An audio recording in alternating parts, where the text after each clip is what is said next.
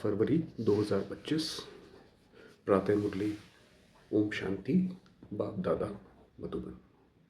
मीठे बच्चे, तुम्हें चलते फिरते याद में रहने का अभ्यास करना है। ज्ञान और योग, यही दो मुख्य चीज़ें हैं। योग माना याद। बाबा ने कहा एक तो ऐसा नहीं है कि अलग से हम बैठे तभी याद करें, वो भी अच्छी बात है मगर कोई भी काम काज करते तो उसमें भी बाबा की याद रहे। प्रश्न है, अक्लमंद होशियार बच्चे कौन से बोल मुख से नहीं बोलेंगे? उत्तर, हमें योग सिखलाओ। ये बोल अक्लमंद बच्चे नहीं बोलेंगे। बाप को याद करना सीखना होता है क्या? क्योंकि वास्तव में ये बाबा बहुत ही सिंप्लीफाई करके बता रहे हैं। क्योंकि क्या होता है कि आत्मा जब भी किसी को याद करती है, किसी भी चीज़ को, ना सिर्फ बाबा को, तो अपने मन में वो उसकी पिक्चर वैसी ही बनाती है। उसको वो पहले विजुलाइज करती है और उसको विजुलाइज करने के बाद ही उसको याद करती है। तो इसलिए याद करना ये तो एक नेचुरल अभ्यास है आत्मा का। इसके लिए कुछ विशेष करने की ज़रूरत नहीं है। आप जैसे ही बाबा बोलेंगे तो आपके सामने बाबा की पिक्चर क्लियर हो जाएगी कि बाबा परम धाम में है, आपको उसका ज्ञान है, तो वो पिक्चर क्लियर हो जाती है। ये पाठशाला है पढ़ने पढ़ाने के लिए, ऐसे नहीं याद करने के लिए कोई खास बैठना है। तुम्हें कर्म करते बाप को याद करने का अभ्यास करना है। कोई भी काम करो, बाबा की याद हो उसमें। ओम शांति। अब रूहानी बाप बैठ रूहानी बच्चों को समझाते हैं। बच्चे जानते हैं रूहानी बाप इस रथ द्वारा हमको समझा रहे हैं।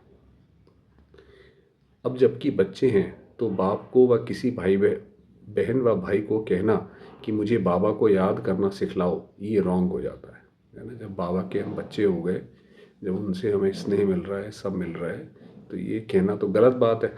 कि आप भी कहेंगे भाई बच्चा कोई ऐसे थोड़ी कहेगा कि माँ को कैसे याद करूँ। भी माँ से उसका स्नेह है, इधर उधर हो जाती है तो बच्चा वैसे ही उसको माँ की याद आती है। ऐसा तो नहीं कोई इसको सिखलाता है।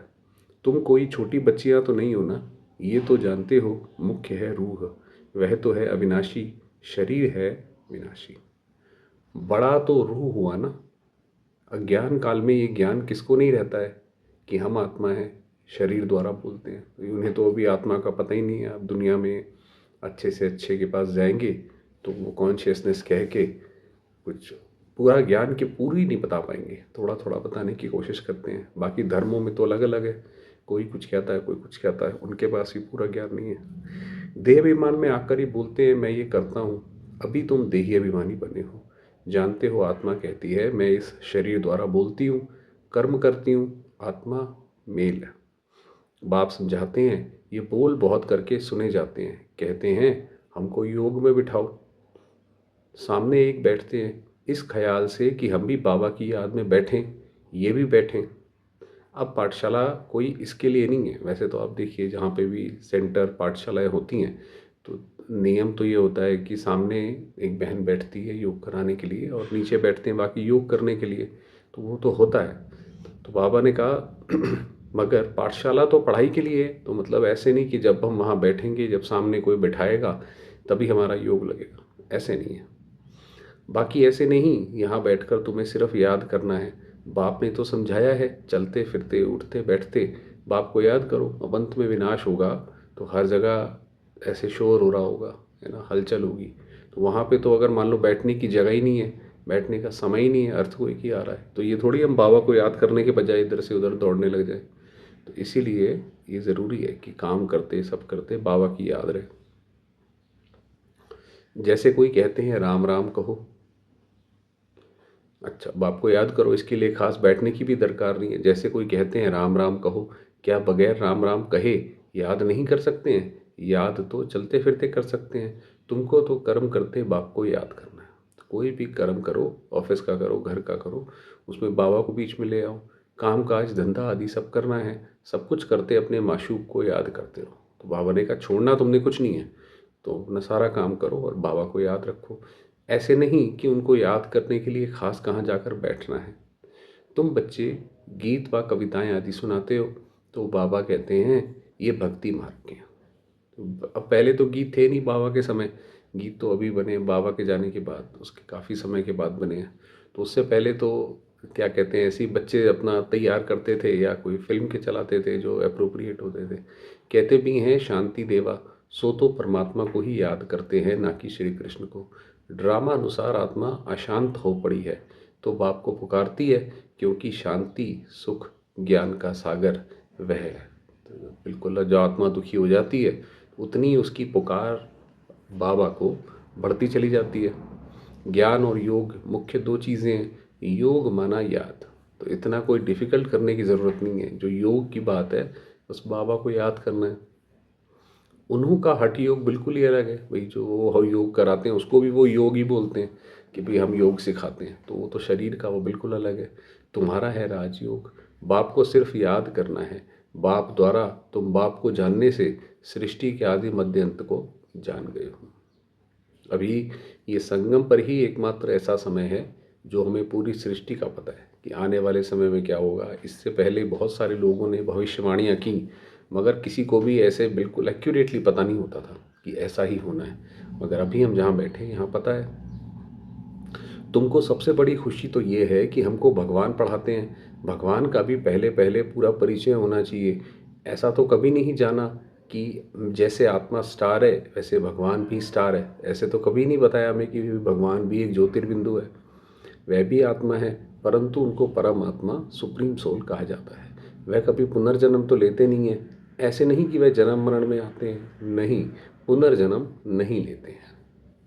खुद आकर समझाते हैं मैं कैसे आता हूँ। त्रिमूर्ति का गायन भी भारत में आप हमारा जो नेशनल एम्बलम देखेंगे उसमें भी ऐसे त्रिमूर्ति की शेप है। हालांकि कहते हैं भी चार शेर हैं, सामने तीन दिखाई पड़ते हैं, वो है तो त्रिमूर्ति का ही।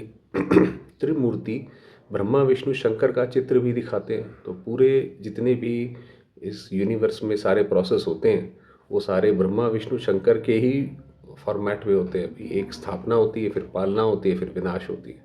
तो ये इसलिए त्रिमूर्ति इंपॉर्टेंट है। ये जैसे यूनिवर्सल है। शिव परमात्माएं नमः कहते हैं।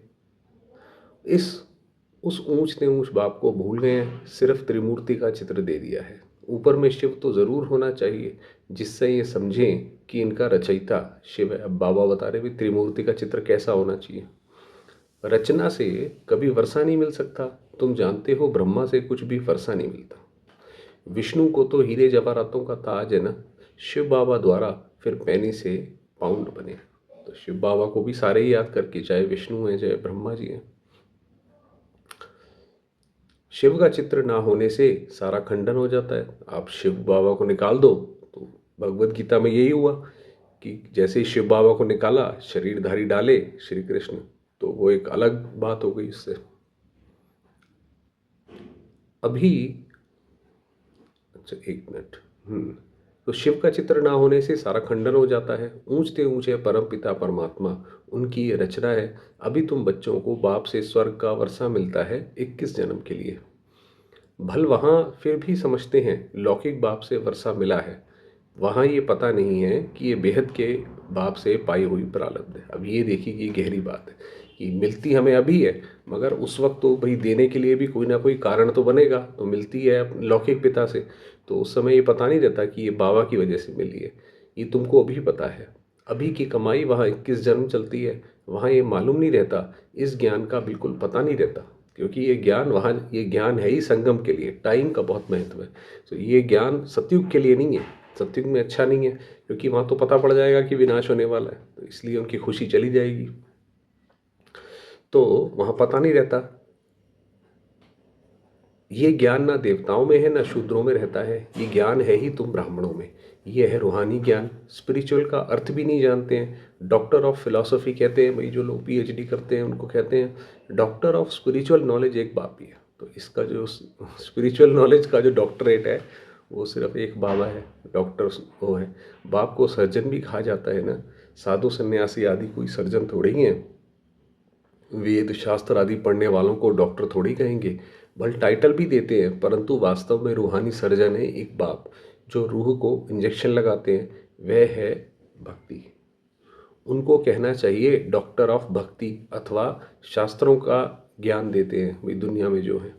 उनसे फ़ायदा कुछ भी नहीं होता है, नीचे गिरते ही जाते हैं। भक्ति जो भी होती है, भगवान मिलते नहीं तो करते करते निराश होते जाते हैं, नीचे गिरते जाते हैं। तो उनको डॉक्टर कैसे कहेंगे? डॉक्टर तो फ़ायदा पहुंचाते हैं ना, ये बाप तो है अविनाशी ज्ञान सर्जन। योग बल से तुम एवर हेल्दी बनते हो, ये तो तुम बच्चे ही जानते हो, बाहर वाले क्या जाने, उनको विनाशी सर्जन कहा जाता है। आत्माओं में जो विकारों की खाद पड़ी है उसे निकालना, पतित को पावन बनाकर सद्गति देना, ये बाप में शक्ति है।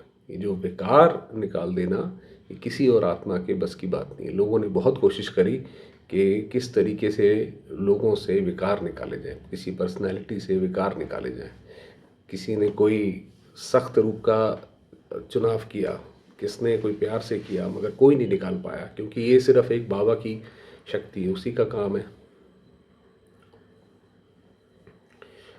ऑलमाइटी पतित पावन एक फादर है। ऑलमाइटी कोई मनुष्य को नहीं कह सकते हैं, तो बाप कौन सी शक्ति दिखाते हैं? सर्व को अपनी शक्ति से सद्गति दे देते हैं। आप सोचिए कैसे कलयुग का मनुष्य और कैसा सतयुग का मनुष्य, उन दोनों के बीच में कितना बड़ा फासला है। कौन है उनको ऐसा बनाने वाला? वो है शिव बाबा।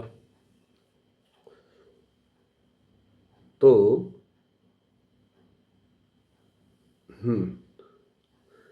उनको कहेंगे, सर्व को अपनी शक्ति से सद्गति दे देते हैं, उनको कहेंगे doctor of spiritual knowledge, doctor of philosophy. ये तो ढेर के ढेर मनुष्य हैं, स्पिरिचुअल डॉक्टर एक ही है। तो अब आप कहते हैं अपने को आत्मा समझ, मुझ बाप को याद करो और पवित्र बनो, मैं आया ही हूँ पवित्र दुनिया स्थापन करने। फिर तुम क्यों बनते हो? बाबा आया है पावन दुनिया स्थापन करने, और हम पतित बनते हैं, तो यानी भगवान के ऐसे अगेंस्ट खड़े हो जाते हैं, तो इसलिए गलत है वो। पावन बनो, पतित मत बनो। सभी आत्माओं को बाप का डायरेक्शन है, गृहस्थ व्यवहार में रहते कमल फूल समान पवित्र रहो। बाल ब्रह्मचारी बनो तो फिर पवित्र दुनिया के मालिक बन जाएंगे। इतने जन्म जो पाप किए हैं, अब मुझे याद करने से पाप भस्म हो जाएंगे। अब जैसे जैसे हम बाबा को याद करते जाते हैं, क्योंकि बाबा को याद करना भी तो एक कर्म है ना, तो वो पुण्य कर्म से हमारे पिछले जो पाप कर्म हैं वो ख़त्म होते जाते हैं। तो इसलिए बाबा कहता है मूल वतन में पवित्र आत्माएं ही रहती हैं, पतित कोई जा नहीं सकते हैं। बुद्धि में ये तो याद रखना ही है, बाबा हमको पढ़ाते हैं। स्टूडेंट ऐसे कहेंगे कि क्या हमको टीचर की याद सिखलाओ। याद सिखलाने की क्या दरकार है? यहाँ कोई बैठे ना बैठे तो भी हर्जा नहीं है। अपने बाप को याद कर, तो हमारी मतलब याद है वो किसी के ऊपर डिपेंडेंट ना हो, भाई फलां के बैठे फलां के सुनाए कुछ बात करे तो हमारा योग लगे, ऐसे नहीं। तुम सारा दिन धंधे दौरे आदि में रहते हो तो भूल जाते हो, इसलिए यहाँ बिठाया जाता है। यहाँ 10-15 मिनट भी याद करें। तुम बच्चों को तो काम काज करते याद में रहने की आदत डाली है, तो आप अपने घर का काम करें, जो भी करें उसमें बाबा को याद रखें। आधा कल्प बाद माशूक मिलता है। अब बाप कहते हैं मुझे याद करो, तो तुम्हारी आत्मा से खाद निकल जाएगी और तुम विश्व के मालिक बन जाएंगे। तो क्यों नहीं याद करना चाहिए? स्त्री का जब हथियाला बांधते हैं तो उनको कहते हैं पति तुम्हारा गुरु ईश्वर सब कुछ है। वो जब शादी के वक्त बांधते हैं ना धागा सा, शायद रेड वाला, परंतु वह तो फिर भी मित्र संबंधी गुरु आदि बहुतों को याद करती है। वह तो देहधारी की याद हो गई। यह तो पतियों का पति है, उनको याद करना है। कोई कहते हैं हमको निष्ठा में बिठाओ। पहले योग को निष्ठा कहा जाता था, बिल्कुल ऐसे फिक्स होकर बॉडी को उसमें बैठ जाते थे। तो वो बाबा कह रहे हैं, तो कहते थे भाई बहन, परंतु इससे क्या होगा? 10 मिनट यहाँ बैठते हैं तो भी ऐसे मत समझो कि कोई एक रस को बैठते हैं। भक्ति मार्ग में किसकी पूजा करने बैठते हैं तो बुद्धि बहुत भटकती रहती है। नौंदा भक्ति करने वालों को यही तात लगी रहती है कि हमको साक्षात्कार हो। तो जो भक्ति भी करते हैं वो जो एकदम लगन से करते हैं, उसमें यही रहता है कि हाँ भाई भगवान दिखे। वह आश लगाकर बैठे रहते हैं, एक की लगन में लवलीन हो जाते हैं, तब साक्षात्कार होता है। उनको कहा जाता है नौंदा भक्त। वह भक्ति ऐसी है जैसे आशिक माशूक खाते पीते बुद्धि में याद रहती है। उनमें विकार की बात नहीं होती, शरीर पर प्यार हो जाता है, एक दो को देखने बगैर रह नहीं सकते हैं। तो ये तो दुनिया वालों की बात है। अब तुम बच्चों को बाप ने समझाया है मुझे याद करने से तुम्हारे विकर्म विनाश होंगे।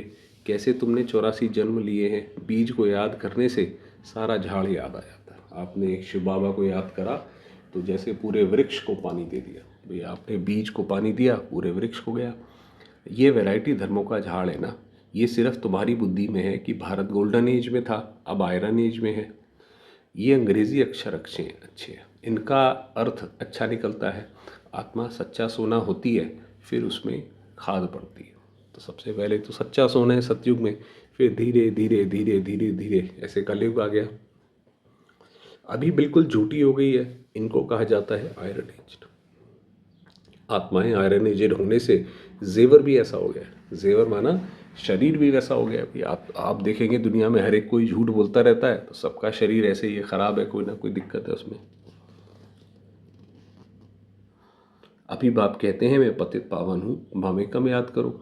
तुम मुझे बुलाते हो, हे पतित पावन आओ, मैं कल्प कल्प आकर तुमको ये युक्ति बतलाता हूँ, बाबा को याद करो। मन मना भव मत्याजी भव, अर्थात स्वर्ग के मालिक बनो। कोई कहते हैं हमको योग में बहुत मज़ा आता है, ज्ञान में इतना मज़ा नहीं है। कई लोग कई बाबा के पास आते हैं तो योग वाले उन्हें शांति पसंद होती है, इसलिए वो योग पसंद करते हैं। तो मगर बाबा ने कहा सतयुग में जाना है तो दोनों चीज़ें चाहिए। बस योग करेंगे ये भागेंगे। योग ही अच्छा लगता है, कहते हैं हमको तो शांति चाहिए। अच्छा, बाप को तो कहाँ भी बैठ याद करो, याद करते करते तुम शांति धाम में चले जाएंगे। इसमें योग सिखलाने की बात ही नहीं है, बाप को याद करना है। ऐसे बहुत हैं जो सेंटर्स पर जाकर आधा पौना घंटा बैठते हैं, कहते हैं हमको निष्ठा कराओ, या तो कहेंगे बाबा ने प्रोग्राम दिया है निष्ठा का। यहाँ बाबा कहते हैं चलते फिरते याद करो। ना से तो बैठना अच्छा है भाई। अब कोई चलते फिरते भी नहीं कर पाता तो फिर उसके लिए फिर बैठना, मतलब ऐसा नहीं कि बैठना अगर बैठते हैं तो बंद कर दे, वो बात नहीं है। बाबा ने आगे बताई है वो बात। बाबा मना नहीं करते हैं भल सारी रात बैठो, परंतु ऐसी आदत थोड़ी डालनी है कि बस रात को ही याद करना है। कि भाई ऐसा नहीं कि जब हम बैठेंगे रात को जी तभी याद करेंगे, पहले नहीं कर पाएंगे। और पहले शरीर छूट गया तो फिर क्या करेंगे। तो इसलिए बाबा बता रहे हैं इसमें आदत ये डालनी है कि काम काज करते याद करना है। इसमें बड़ी मेहनत है, बुद्धि घड़ी घड़ी और तरफ भाग जाती है। भक्ति मार्ग में भी बुद्धि भाग जाती है, फिर अपने को चुटकी काटते हैं। सच्चे भक्त तो जो होते हैं उनकी बात करते हैं। तो यहाँ भी अपने साथ ऐसी ऐसी बातें करनी चाहिए। बाबा को क्यों नहीं याद किया, याद नहीं करेंगे तो विश्व के मालिक कैसे बनेंगे। अपने से ऐसे ऐसे बातें करनी चाहिए। ज्ञान का मनन जब चलेगा तो उसके बाद ये स्टेज आ जाती है। याद नहीं करेंगे तो विश्व के मालिक कैसे बनेंगे। आशिक माशूक तो नाम रूप में फंसे रहते हैं। यहाँ तो तुमको अपने को आत्मा समझ बाप को याद करते रहो। हम आत्मा इस शरीर से अलग है। शरीर में आने से कर्म होता है। बहुत ऐसे भी हैं जो कहते हैं हम दीदार करें। अब दीदार क्या करेंगे, दीदार माना साक्षात्कार करें। वह तो बिंदी है ना। तो बाबा कहते हैं आप क्या देखोगे परमात्मा को, वो तो ज्योतिर्बिंदु है। दिखाई भी बड़ा तो आपको पता नहीं पड़ेगा। अच्छा, कोई कहते हैं श्री कृष्ण का दीदार करें, तो फिर कई कहते हैं अच्छा भी ठीक है बाबा का नहीं करेंगे, कृष्ण का कर लेंगे। श्री कृष्ण का तो चित्र भी है ना, फिर बाबा कहते हैं उसका तो चित्र भी है, चित्र देख लो। जो जड़ है सो फिर चैतन्य में देखेंगे, इससे फ़ायदा क्या हुआ। साक्षात्कार से थोड़ा ही फ़ायदा होगा। कहने का मतलब ये है कि साक्षात्कार छोड़ो, बाबा को याद करो। तो बाबा इसलिए कह रहे हैं तुम बाप को याद करते हो करो तो आत्मा पवित्र हो। नारायण का साक्षात्कार होने से नारायण थोड़ी बन जाएंगे। ये हो भी गया चलो साक्षात्कार, ठीक है भाई, आपको बहुत अच्छा लगा, एक हफ्ता अच्छा लगता रहा, मगर उससे जीवन में कोई गुण तो नहीं आए कोई विकर्म तो विनाश नहीं हुए पुराने। तो तुम जानते हो हमारी एम ऑब्जेक्ट है ही लक्ष्मी नारायण बनने की, परंतु पढ़ने बगैर थोड़ी बनेंगे। पढ़कर होशियार बनो, प्रजा भी बनाओ, तब लक्ष्मी नारायण बनेंगे। तो भाई अभी इस गहरी बात है भाई। सतयुग में जो प्रजा होती है वो तो एक जैसे परिवार की तरह होती है, और राजा उसमें जैसे परिवार का मुखिया है। तो प्रजा इतना ज़्यादा अपने राजा को पसंद करती है। क्यों पसंद करती है भाई, ऐसा क्या राजा ने कर दिया। ये बात तो है, वहाँ पे सारा जो राजा है वो टैक्स कलेक्ट नहीं करेगा, लेगा कुछ नहीं, देगा बस, उसका काम होगा देना। हालांकि प्रजा को भी कुछ चाहिए नहीं होगा। मगर जब अभी हम सेवा करेंगे, अभी हम ज्ञान योग से उनकी सेवा करेंगे, जब उनके मन में हमारे प्रति भाव बैठेगा, तभी तो वो भविष्य में जाकर हमारे लिए ये ऐसी सोच रखेंगे। तो इसीलिए वो कर्म अभी करना है। तो मेहनत है, पास विद ऑनर होना चाहिए, जो धर्मराज की सज़ा ना मिले। ये मुरब्बी बच्चा भी साथ है। ब्रह्मा बाबा की बात कर रहे हैं। ये भी कहते हैं तुम तीखे जा सकते हो, बाबा के ऊपर तो कितना बोझा है। तो ब्रह्मा बाबा और ही कह रहे हैं कि भाई आप तो मुझसे भी आगे जा सकते हो, मेरे ऊपर तो कितना सारा बोझा है। सारा दिन कितने ख्यालात करने पड़ते हैं। आप सोचिए कितने सारा पोजीशन होता था, बाबा को कितने समाचार आते होंगे। हम इतना याद नहीं कर सकते हैं, भोजन पर थोड़ी ही याद रहती है, फिर भूल जाते हैं। बाबा अपना बता रहे हैं कि भैया मेरे से भी आगे जा सकते हो। जैसे बच्चों को माँ बाप अपने से भी आगे रखते हैं कि हाँ हाँ तुम तो हमसे भी बड़े बन सकते हो, तो ऐसे ही बाबा भी कर रहे हैं। समझता हूँ बाबा और हम दोनों सैर करते हैं, सैर करते करते बाबा को भूल जाता हूँ। खिसकनी वस्तु है ना, घड़ी घड़ी याद खिसक जाती है, इसमें बहुत मेहनत है। याद से ही आत्मा पवित्र होनी है। बहुतों को पढ़ाएंगे तो ऊंच पद पाएंगे। वही बताया कि भविष्य में जो हमें पद मिलेगा वो दो तरीके से मिलेगा, धर्म सत्ता भी होगी, राज्य सत्ता भी होगी। माना जो राजा होगा या जो ऊपर होगा, वो एक तो राज्य सत्ता होगी भी, राज्य काज के हिसाब से उसके अंदर सारी काबिलियत होगी। और दूसरा वो धारणा में भी सबसे ऊपर होगा, अपनी प्रजा से सबसे ऊपर होगा। धारणा में उससे ज़्यादा कोई नहीं होगा। तो बाबा ने कहा वो कब होगा, जब दूसरों को पढ़ाएंगे। क्योंकि दूसरों को पढ़ाने के लिए तो पहले आपको ज्ञान खुद धारण करना पड़ेगा, तभी तो दूसरों को पढ़ा पाओगे। वरना अगर तोते की तरह बोलेंगे तो उससे तो कुछ नहीं होगा। तो जो अच्छा समझते हैं वे अच्छा पद पाएंगे, वही बताया। तो जो इतना ही गहरा ज्ञान है, उन जिनको ये समझ आता है, वो उनका अच्छा पद होगा। प्रदर्शनी में कितनी प्रजा बनती है, तुम एक एक लाखों की सेवा करेंगे और फिर अपनी भी अवस्था ऐसी चाहिए, वही बताया। सेवा तो करो, मगर ये सेवा फल को तब प्राप्त करेगी जब हमारी भी अवस्था वैसी हो। कर्मातीत अवस्था हो जाएगी, फिर शरीर नहीं रहेगा। आगे चल तुम समझेंगे, अब लड़ाई जोर हो जाएगी। अब देखिए, अब जो ये जियो पॉलिटिक्स है वो ऐसे ऐसे उस मोड़ पे आ गई है कि अब जो है लड़ाई बिना वो ख़त्म ही नहीं हो सकती है, उसमें लड़ाई होकर रहेगी। तो बाबा ने कहा तुम्हें पता पड़ेगा, फिर ढेर तुम्हारे पास आते रहेंगे। जब दुनिया में ऐसा हाहाकार होगा तो उन्हें लगेगा भाई कहाँ जाएं, जहाँ आदमी सुख चैन पाए। वो अभी दुनिया में शुरू हो गया है। तो बाबा ने कहा वो तुम्हारे पास आएंगे, महिमा बढ़ती जाएगी, अंत में सन्यासी भी आएंगे, बाप को याद करने लग पड़ेंगे। तो जब देखेंगे भाई ऐसा हो रहा है तो उन्हें लगेगा ये ब्रह्मा कुमारी सही बोलते हैं कि विनाश होगा। तो ऐसे आएंगे वो। उनका पार्ट ही मुक्ति धाम में जाने का है। नॉलेज तो लेंगे नहीं, वो नॉलेज नहीं लेंगे, बस उन्हें भी यही रहेगा कि बस बाबा को याद करना है। तुम्हारा मैसेज सभी आत्माओं तक पहुंचना है। अखबारों द्वारा बहुत सुनेंगे, कितने गांव है, सबको पैगाम देना है। मैसेंजर पैगंबर तुम ही हो। तो ये जो वास्तव में भगवान का सही पैगाम है वो हमने ही देना है, तो हम मैसेंजर हैं। पतित से पावन बनाने वाला और कोई है नहीं सिवाय बाप के। ऐसे नहीं कि धर्म स्थापक किसको पावन बनाते हैं, उनका धर्म तो वृद्धि को पाना है। अब ये बाबा ने बताया कि कोई धर्म स्थापक आता है तो पीछे पीछे अपनी और आत्माओं को बुलाता है। बुलाता है क्या मतलब, वो ड्रामास में आती जाती हैं और वो फिर उस धर्म में आती आती जाती हैं, मगर वो पावन नहीं बनाते। तो उनका धर्म तो वृद्धि को पाना है, वह वापस जाने का रास्ता कैसे बताएंगे। सर्व का सदगति दाता एक है। तुम बच्चों को पवित्र जरूर बनना है, बहुत हैं जो पवित्र नहीं रहते हैं। काम महाशत्रु है ना, अच्छे अच्छे बच्चे गिर पड़ते हैं।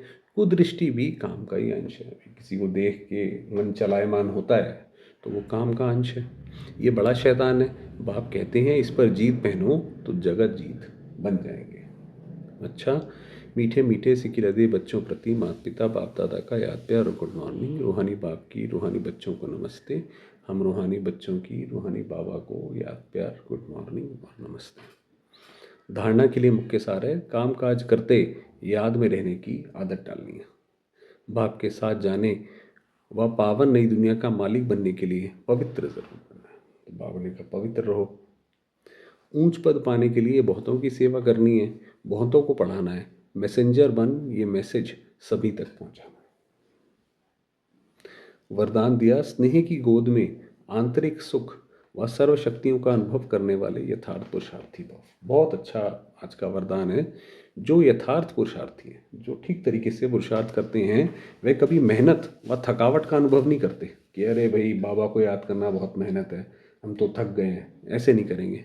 सदा मोहब्बत में मस्त रहते हैं। तो बाबा की मोहब्बत में मस्त रहते हैं। वे संकल्प से भी सरेंडर होने के कारण, ये भाई जो संकल्प है ये बाबा को समर्पित है, उसमें भी समर्पित हैं। अनुभव करते कि हमें बाप दादा चला रहे हैं तो बाबा की जिम्मेवारी हो गई, तो कुछ होगा तो बाबा उसमें मदद करता रहता है, तो ऐसा लगता है बाबा ही चला रहा है। मेहनत के पाँव से नहीं लेकिन स्नेह की गोदी में चल रहे हैं। दुनिया में तो बड़े कठिनता से लोग चलते हैं जीवन में, उनको लगता है कितना मुश्किल है, मगर जो यथार्थ पुरुषार्थी है उसके साथ नहीं होगा कि हम तो बाबा की गोद में बैठे हैं, भाई बाबा ले जा रहा है। स्नेह की गोद में सर्व प्राप्तियों की अनुभूति होने के कारण वे चलते नहीं, लेकिन सदा खुशी में, आंतरिक सुख में, सर्व शक्तियों के अनुभव में उड़ते रहते हैं। तो क्योंकि उन्हें लगता है कि हमें सब प्राप्त है, तो इसीलिए वो खुश रहते हैं, सुखी में रहते हैं। स्लोगन दिया, निश्चय रूपी फाउंडेशन पक्का है तो श्रेष्ठ जीवन का अनुभव स्वतः होता है। कि अगर हमारा निश्चय पक्का है, हम समझ गए हैं बुद्धि से कि ये कौन है, किसका ज्ञान है, तो आपको जीवन बहुत अच्छा लगेगा। तो श्रेष्ठ जीवन लगेगा कि हाँ, ये हमारा श्रेष्ठ जीवन है, दुनिया के मुकाबले बहुत वर्दी है। ऐसा नहीं है कि बस दुनिया के जैसे दुनिया में है, भाई खाया पिया सो गए, वो चीज़ नहीं है। अव्यक्त इशारे, एकांत प्रिय बनो, एकता और एकाग्रता को अपनाओ। अनेकता में एकता, तो प्रैक्टिकल में अनेक देश, अनेक भाषाएं, अनेक रूप रंग, ये, लेकिन अनेकता में भी सबके दिल में एकता है ना, क्योंकि दिल में एक बाप है। आप सोचिए कि बाबा के बच्चे कितने अलग अलग धर्मों के सब होते हैं, तब भी जब मिलते हैं तो एक हो जाते हैं। एक श्रीमत पर चलने वाला हो, अनेक भाषाओं में होते हुए भी मन का गीत, मन की भाषा एक है। ये बताया। ओम शांति।